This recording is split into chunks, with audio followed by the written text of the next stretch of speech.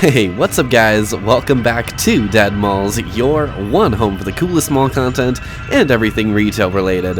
And welcome back to Season 6. As we leave Houston, we head back home to my lovely home state of Iowa to revisit and check out a few old classics. A few malls covered here long ago and much deserving of a revisit.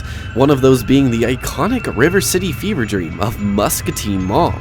And this one I actually got footage at just the other day, so this November of 2023 footage is as up to date as it can be. With Christmas decorations galore and then St. Nick's Castle itself in the center court, Muscatine became a beautiful and fascinating holiday visit. But before I spoil too much, I'd like to shout out our winner who was able to successfully guess the next mall. Very nice job, Penelope Wells. If you would like to have your chance of being shouted out in next week's episode, stick around for the next challenge. Anyways, let's get in here, tell the story of, and see how Muscatine Mall was doing as of my visit in November of 2023.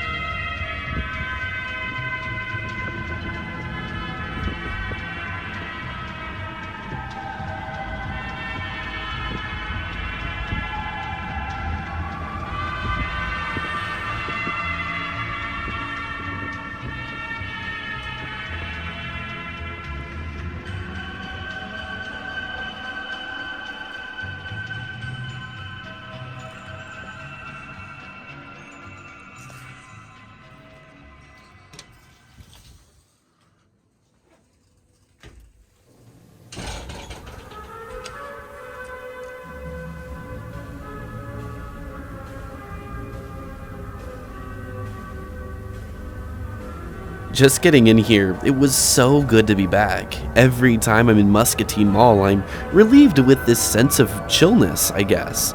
The music is never too loud, only ever plays bangers, and there's usually nobody inside, excusing the mall walkers, of course. Also, Christmas decorations just after Thanksgiving, I was absolutely loving these. So many malls put in minuscule amounts of effort. Big fancy malls sometimes don't put anything up, but to see a mall like this getting into the spirit, we love that here.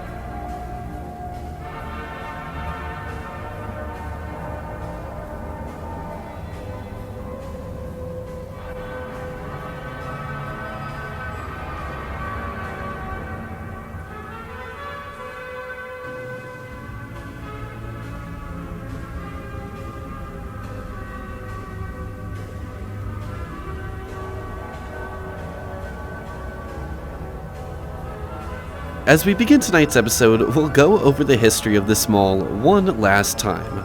Muscatine Mall's story begins over 50 years ago in the slow-growing blue-collar river town of Muscatine, Iowa. By the late 1960s, the city had peaked over 20,000 residents, which was pretty decently sized for a Iowa town at all. Yet in town, with the rise of big box, suburban shopping, and malls, the outdated downtown just wasn't really doing it anymore.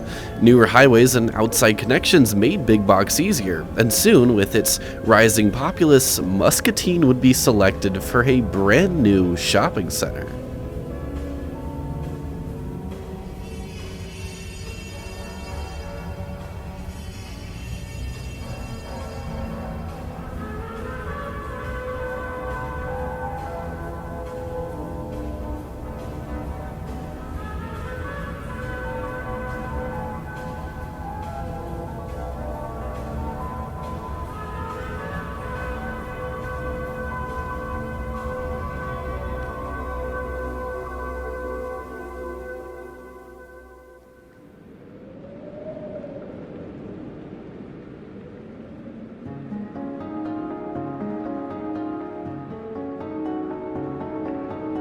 This dusty, red-rimmed storefront here would have once been a thriving KB Toys, closed sometime in the 90s, and looking closely, it still sports just a hint of the rainbow colors that were once so popular. Now, during my visit to Muscatine Mall, I was able to get in after the sun had set, and that darkness through the skylights, coupled with the warm and fuzzy atmosphere, and Santa's castle itself in the center court, made for this dreamy backrooms level.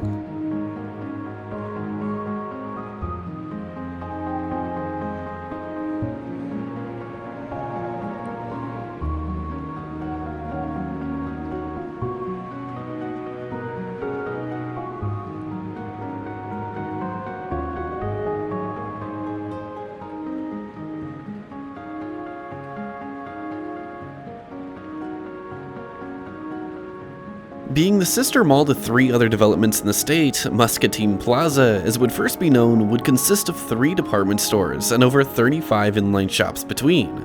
To be anchored by Woolco, JCPenney, and Montgomery wards, the mall would begin construction in the summer of 1970. Built and managed by General Growth Properties, Muscatine Plaza was, as mentioned earlier, the sister to 3 other malls.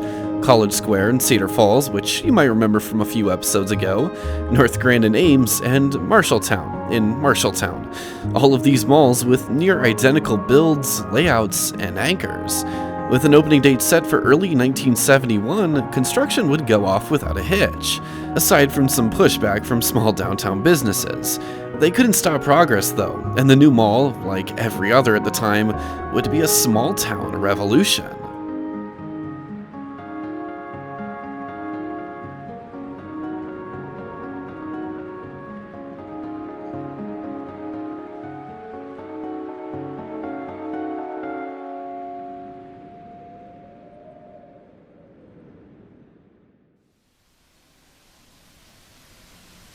Before we open Muscatine Mall, we begin our trek down the long, dead Walmart wing.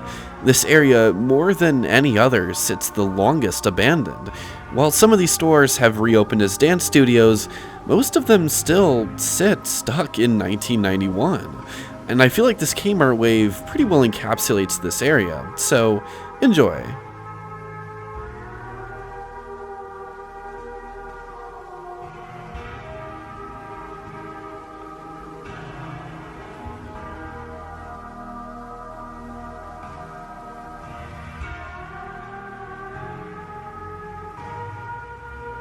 Coming down here towards where Walmart would have once been, you gotta keep your eye out because this entrance was never really changed, only walled over. And through this 80s VHS footage provided by Gene Bell, you too can see what it was once like before everything was lost.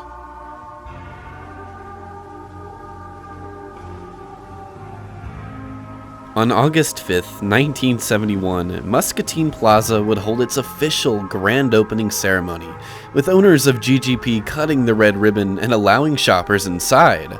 What small-town Muscatine's residents found was a beautiful, luxurious paradise. Coming from the tired old downtown shops, the mall would be the new spice the growing town needed. Sandwiched between anchors JCPenney, Woolco, and Montgomery Ward, residents would find stores like Walgreens, Kinney Shoes, Caramel Corn, Baskin-Robbins, and a twin-screen cinema.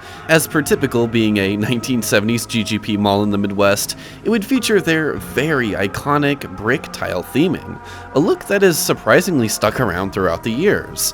Alongside a peaceful park-like atmosphere, the mall would be dotted with few planters, benches, and trees. Throughout its first few years, the mall would slowly open more stores, gradually filling out its tenant roster, being fully leased by 1976. As the mall's life began, with booming sales and success, GGP would already begin planning a new renovation for the structure. To be simply renamed Muscatine Mall, a shiny new atmosphere and new aesthetics would soon crown its halls.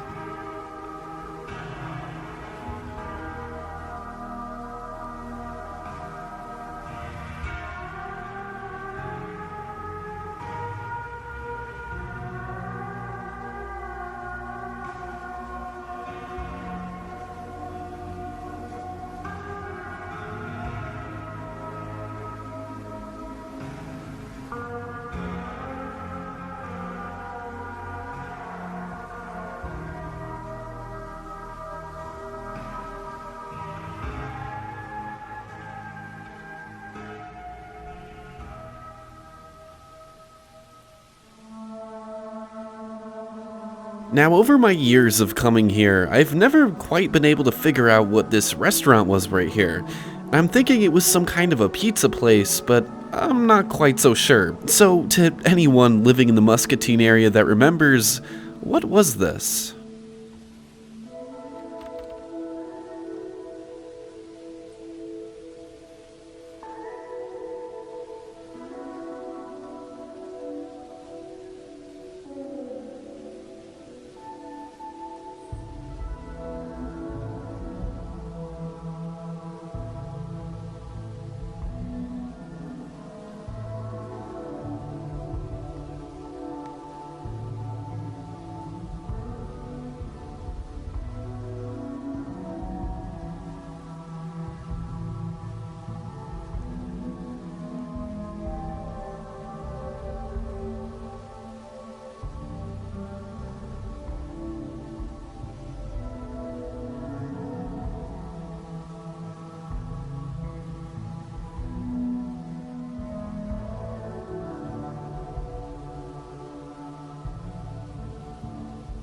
In 1980, after just 4 years, the first renovation would take place in the mall. With new brick planters, trees, wood paneling, and a shiny mirrored ceiling, Muscatine Mall would reopen to shoppers ready for the new decade.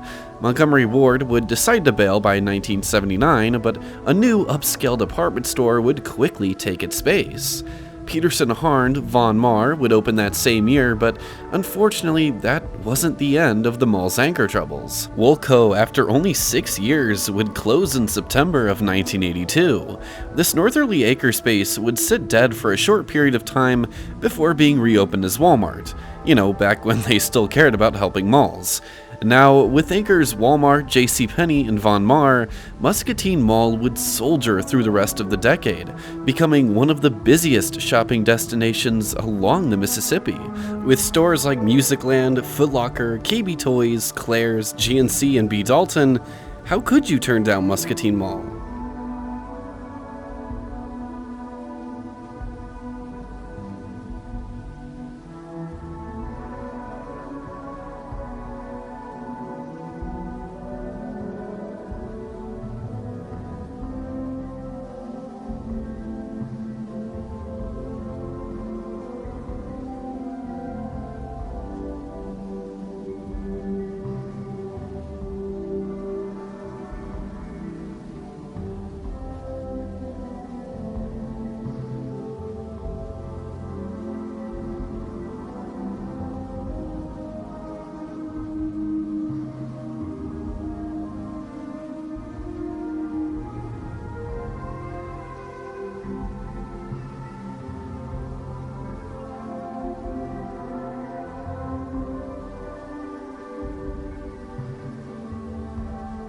I always think that that little carpeted wing is such an interesting area, but for some reason it was just super dark during this visit, and a little creepy. The dim and flickering pot lights weren't really helping any, instead making it more of a subliminal gateway.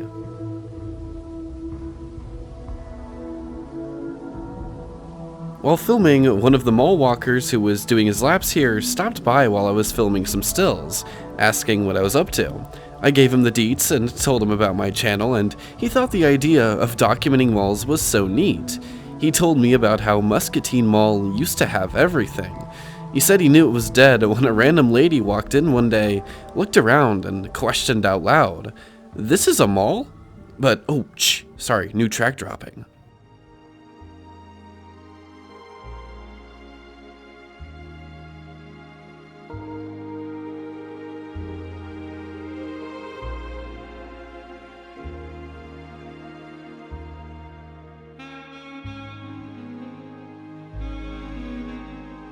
Before we get to a major turning point in the mall's history, I wanted to spin you all some Saxy Jazz, a song I've been holding out on for so long, but just feels so fitting for the empty Christmas wonderland that is Muscatine Mall. A track where the jazz feels like this ballad of memories made long ago and trapped behind those gated off storefronts.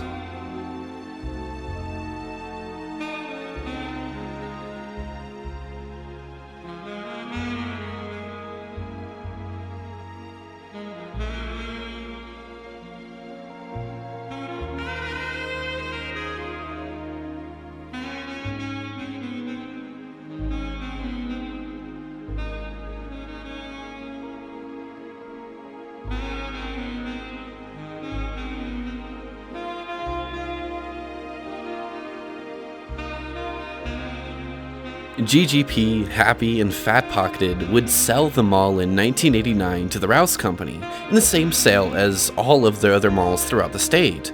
Now in the hands of Rouse, they would begin planning yet another renovation to the structure. A new, modern, contemporary look to capture the magic of a new era. In August of 1991, Muscatine Mall would once again reopen, this time to Babaloo the Clown, Sheila Ray's High Flyers, and Pluggy the Dog. What shoppers found was the mall that you see today, but obviously a bit busier. Almost every storefront throughout the mall would be completely renovated, refaced, or covered over. The wood paneling would be stripped, along with the brick planters and mirrored ceilings.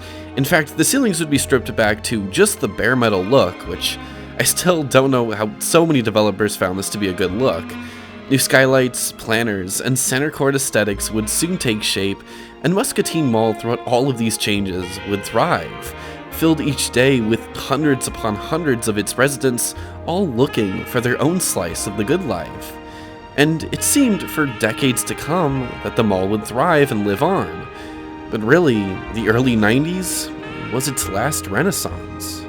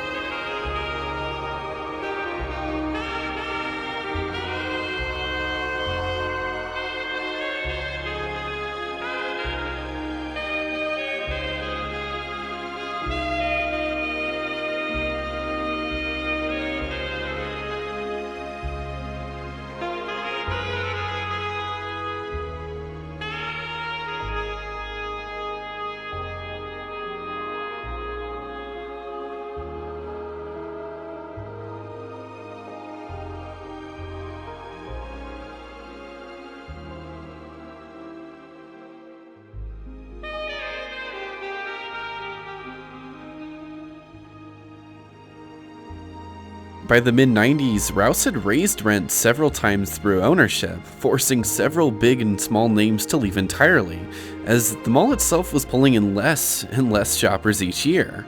People by then were willing to drive further east to see the bigger and better malls in the Quad Cities, like North Park and South Park, draining national name brands from the mall's lineup. In 1997, Walmart would leave the mall's northern anchor spot to build a much bigger supercenter right up the road. Menards would come to fill the space in 98, but by then, Walmart was already stealing almost all of the potential foot traffic that would have once frequented the mall years ago.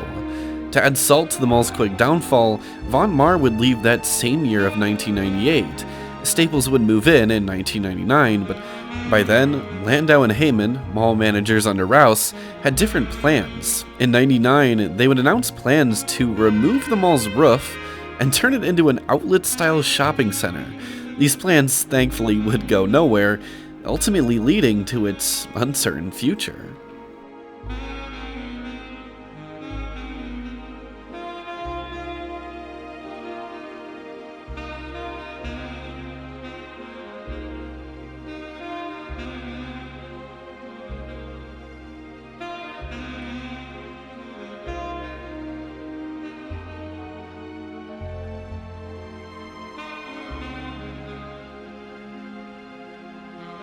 So, for those of you that have been keeping up with my community post updates, you'll know that I've sort of been going through a rough patch recently. I got burnout for a little bit, but I'm finally feeling the creative spark to make videos again, and I'm so excited to announce a new schedule for the channel, one that will optimize quality over quantity. How it'll work is in every other Switch system on Saturdays at 6. This Saturday, as this episode is going live, will be an upload, and the next Saturday will be a scheduled live stream where you, the viewers, get to pick where I go.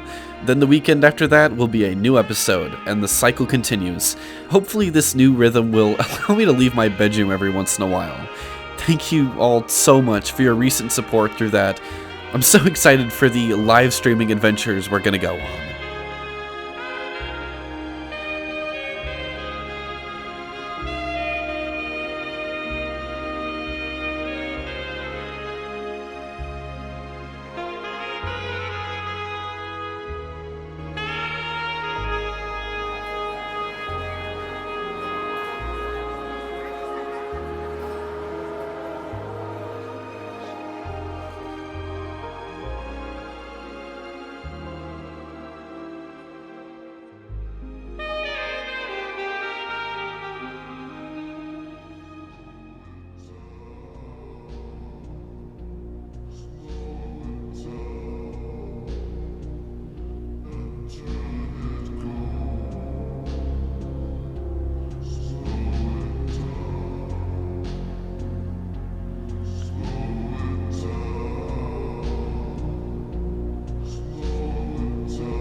By 2002, both Staples and Walgreens would cease operations, Walgreens being one of the mall's last classic and OG brands to leave.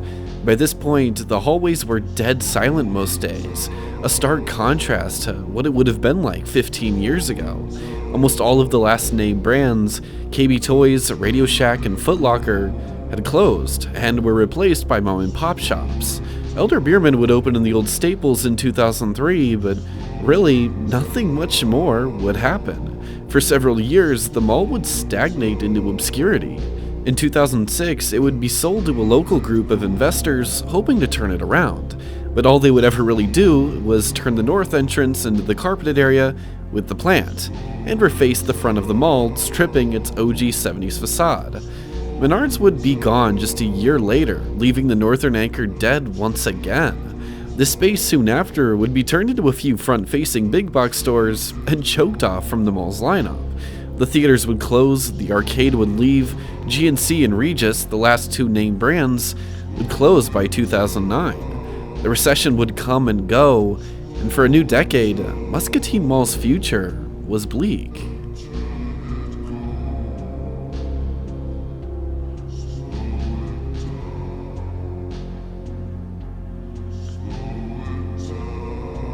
As we slow it down and come towards the end of Muscatine Mall's history, we near the end of tonight's holiday visit. Now, throughout my years of coming here, these broken floor tiles down here always seem to spread more and more. If you go back to my older Muscatine Mall videos, you can see that they were never this bad. So that makes me wonder, how much longer can this classic floor tile keep on keeping on?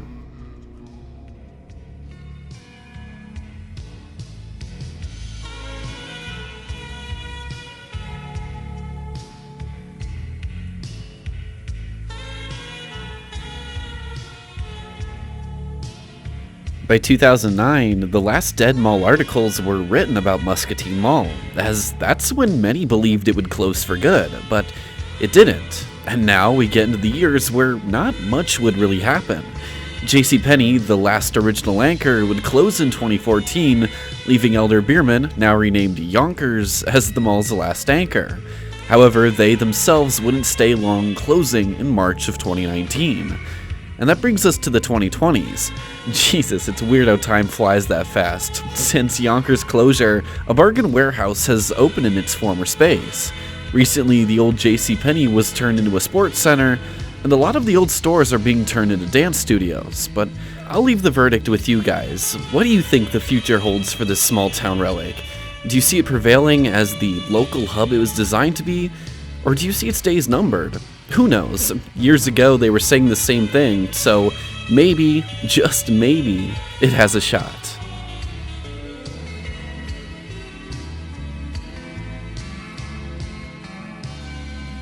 Ladies and gentlemen, as we walk out, you know I had to come back down here one last time and see the center court. By this point of my visit, the mall walkers were starting to filter out, and I was able to get one last look at Santa's castle. Now, I'm not sure if I'll be here again next year, or it'll be here again next year, but boy, was it a delight seeing.